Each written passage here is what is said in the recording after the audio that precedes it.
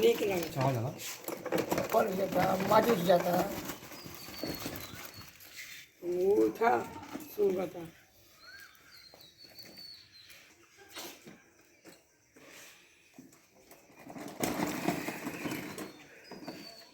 हमारे गांव में हमारी पैतृक कुल देवी देई माई यहाँ विराजमान है और उनका यह मंदिर है। आप देख सकते हैं आज उनका मुख्य प्रसाद जिसे हम जीवनार कहते हैं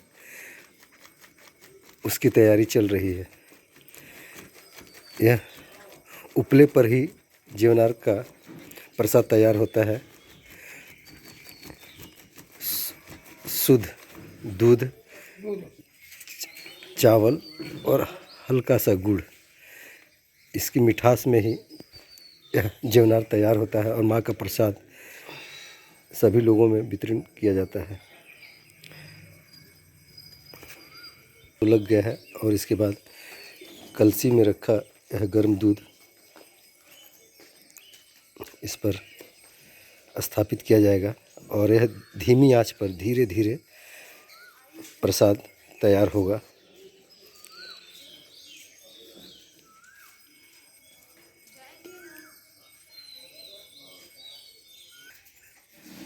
उपले की आंच पर कलश में दूध और चावल डालकर इस पर चढ़ा दिया जाता है और धीमी आंच पर यह धीरे धीरे तैयार होता है।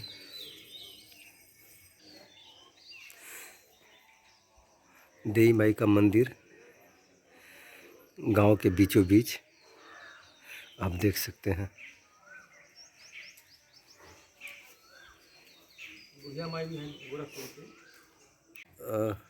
कहानी है देई माई के बारे में जरा जानकारी दीजिएगा।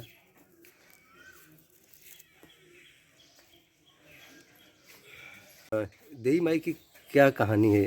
देवी माई की कहानी यह है कि यह इनका पहला रूप गोरखपुर बुढ़िया नाम माँ के नाम से प्रसिद्ध है जो है कि, और बहुत साल पहले जो है कि हमारे पूर्वज जो इनको गोरखपुर से उठा के यहाँ लाए थे जो है कि, और हमारे बाबा के बाबा थे जो वह कुसमी जंगल होते जा रहे थे गोरखपुर, वहाँ से इन्होंने अपना रूप दिया जो है कि,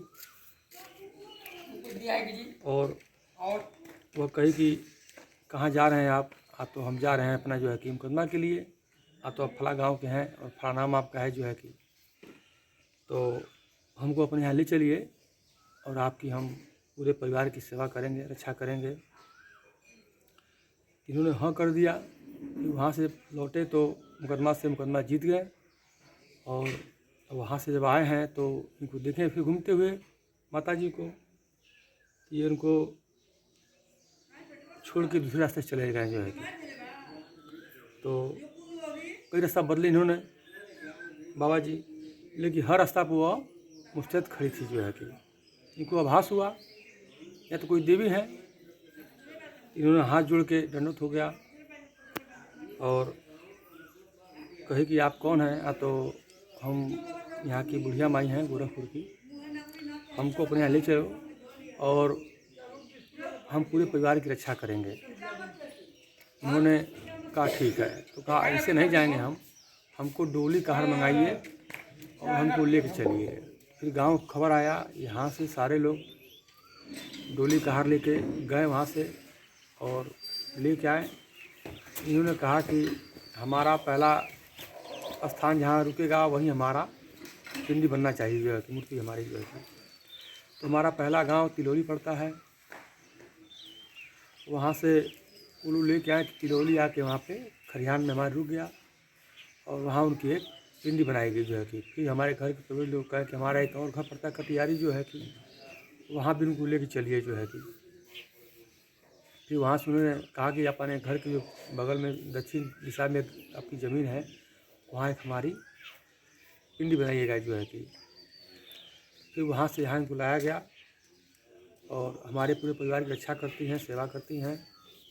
और यह परंपरा चला आ रहा है? हाँ, परंपरा चलता है। इनके प्रसाद के रूप में क्या तैयार? हम लोग दूध और चावल का जुगाड़ का भोग लगाते हैं जो है कि, हर आज उसकी शुक्रवार तैयारी को और सोमवार को। आज उसकी तैयारी चल रही है। आज उसकी तैयारी चल रही है। फिर से हमारे परिवार के लोग क्या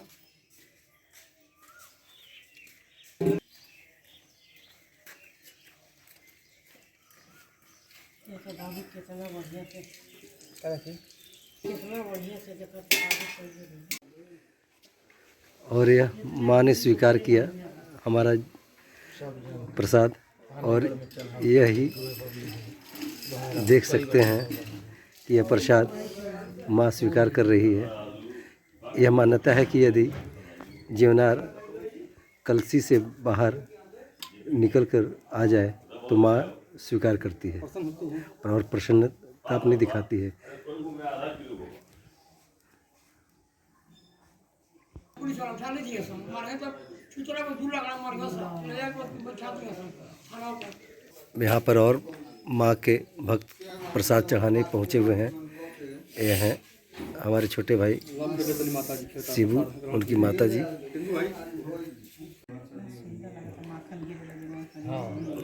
अब देख सकते हैं कि किस तरह माँ ने जीवनार को स्वीकार किया।